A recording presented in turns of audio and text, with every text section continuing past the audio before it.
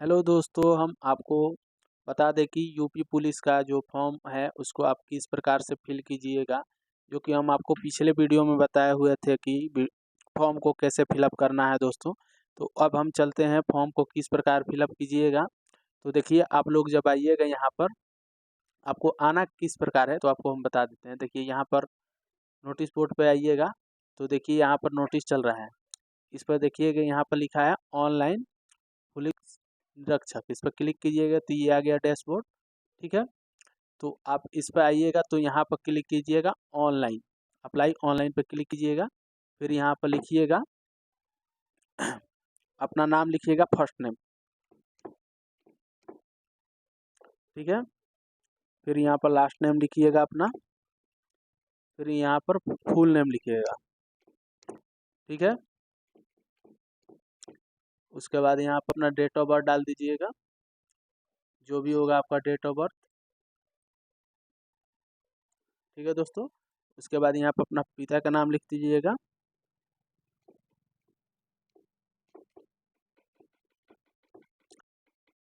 उसके बाद अपना माता का नाम लिख दीजिएगा।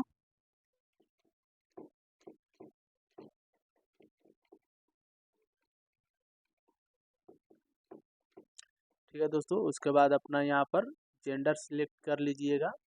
फिर अपना यहाँ पर मोबाइल नंबर डाल दीजिएगा।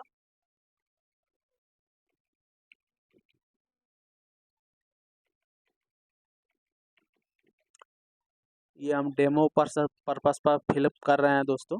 ठीक है, उसके बाद हम आधार नंबर फिलअप करेंगे।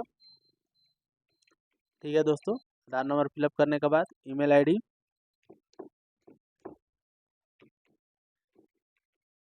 ठीक है,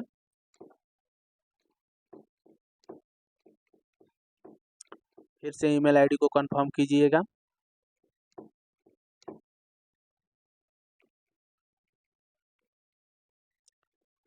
ठीक है,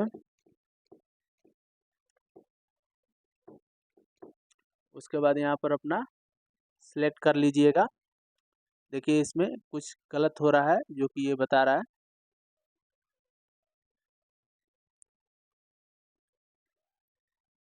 देखिए यहाँ पर एल छूट गया है, हो गया सही। यहाँ पर अपना इंडियन सेलेक्ट कर लीजिएगा। उसके बाद ये पूछ रहा क्या आप उत्तर प्रदेश का के मूल निवासी हैं। तो अगर आप उत्तर प्रदेश से हैं तो यस कीजिएगा। ठीक है, और उसके बाद अपना बताइएगा कि इसमें भी उसके बाद पूछ रहा क्या आप एसी एसटी या ओबीसी ईडब्ल्यूएस या डीएफएस डिफेंस श्रेणी के अंतर्गत या आरक्षित या और आयु में छूट का लाभ प्राप्त करना चाहते हैं। तो अगर आप करना चाहते हैं तो यस कर दीजिएगा, और यहाँ पर अपना निवास प्रमाण पत्र का जो भी है वो इसमें डाल दीजिएगा। यहाँ पर डेट डाल दीजिएगा, यहाँ पर सीरियल नंबर डाल दीजिएगा। फिर आपसे पूछ रहा है क्या गृह जनपद होम डिस्ट्रिक्ट है, तो अपना होम डिस्ट्रिक्ट चूज कर लीजिएगा। फिर आप किस कैटेगरी से आते हैं, तो general, AC ST, OBC EWS. तो आप जिससे आते हैं तो आप उसको सेलेक्ट कर लीजिएगा, और अपना यहाँ पर जाति प्रमाण पत्र का किसके द्वारा आप निर्गत कराए हुए हैं वो डाल दीजिएगा। डेट किस तारीख को आपका सर्टिफिकेट इशू हुआ है वो डेट डाल दीजिएगा। फिर अपना सर्टिफिकेट सीरियल नंबर डाल दीजिएगा, और सर्ट एप्लीकेशन कैटेगरी एप्लीकेशन नंबर लिख दीजिएगा। ठीक है, उसके बाद पूछ रहा है कि आप स्वतंत्रता सेनानी के आश्रित हैं, तो हैं तो यस, नहीं तो नो कर दीजिएगा। क्या आप उत्तर प्रदेश राज्य सरकार के कर्मचारी और आपके पास आवश्यक प्रमाण पत्र हैं, है तो यस, नहीं तो नो। क्या आपने होम गार्ड में न्यूनतम 3 वर्ष की सेवा की है, तो अगर आपने की है तो यस कीजिएगा, नहीं तो नो कर दीजिएगा। क्या आप भूतपूर्व सैनिक हैं, है तो यस, नहीं तो नो। तो बता दें दोस्तों, ये जो यूपी के जो लड़के हैं उनके लिए हम बताएं। ठीक है, अब हम आप लोगों को बता रहे हैं अदर स्टेट का, कि अदर स्टेट का कैसे फिलअप होगा। पूछ रहा है क्या आप उत्तर प्रदेश के निवासी हैं, तो आप बोल दीजिएगा नहीं। तो ये सारा ऑप्शन आपका हट जाएगा।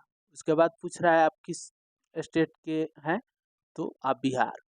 ठीक है, उसके बाद पूछ रहा है कि आप जनरल से हैं, तो जनरल सेलेक्ट कर लीजिएगा, तो ये हट गया।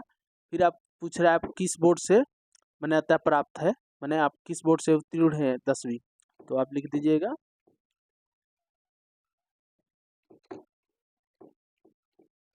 ठीक है, यहाँ पर अपना मंथ ईयर सेलेक्ट कर लीजिएगा, किस वर्ष पास हुए हैं आप। ठीक है, पास लिख दीजिएगा, अपना रोल नंबर लिख दीजिएगा।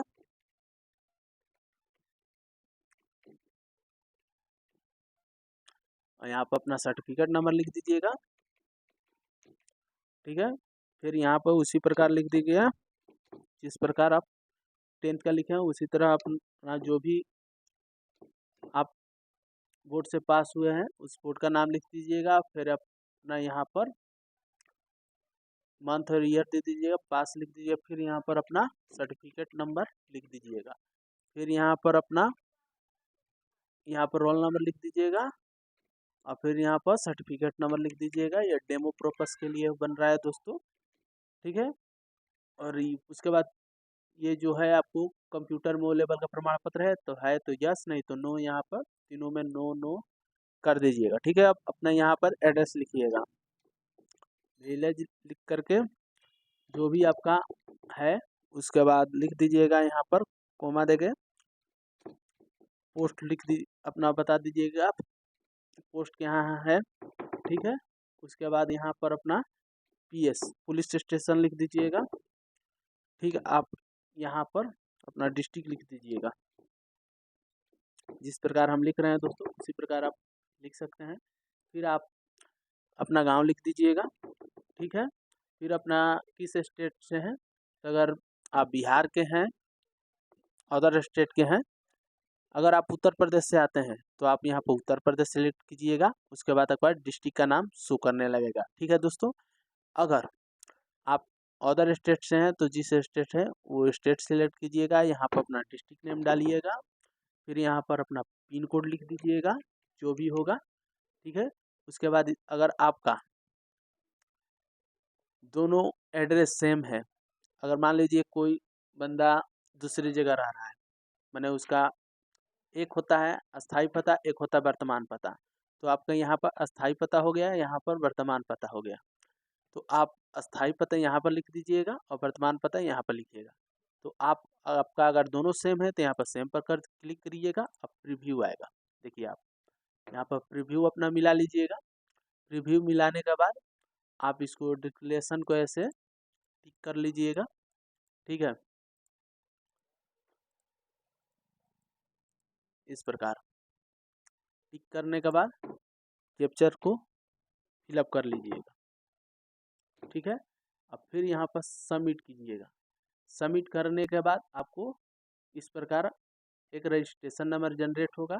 फिर यहाँ पर लिख रहा है एक्टिव ऑथराइज ओटीपी, फिर आप यहाँ पर क्लिक कीजिएगा। उसके बाद यहाँ पर अपना registration number, date of birth और आपके एसएमएस जो आया होगा उसमें ओटीपी होगा, उस ओटीपी को 4 अंक का डालिएगा और कैप्चर डाल के लॉगिन कीजिएगा। उसके बाद आपको आएगा पेमेंट का। ठीक है, तो पेमेंट पर क्लिक कीजिएगा। ठीक है, अब पेमेंट पर क्लिक करने के बाद अगर आपके पास इंटरनेट बैंकिंग है तो नेट बैंकिंग के माध्यम से कर सकते हैं, और नहीं तो अपना यूपीआई के माध्यम से। तो हम यूपीआई के माध्यम से चलेंगे, तो हम यूपीआई पर आएंगे, क्यूआर कोड यूपीआई क्यूआर पर क्लिक करेंगे। उसके बाद क्लिक करने के बाद हम यहाँ पर इस स्कैनर को मोबाइल से स्कैन कर लेंगे।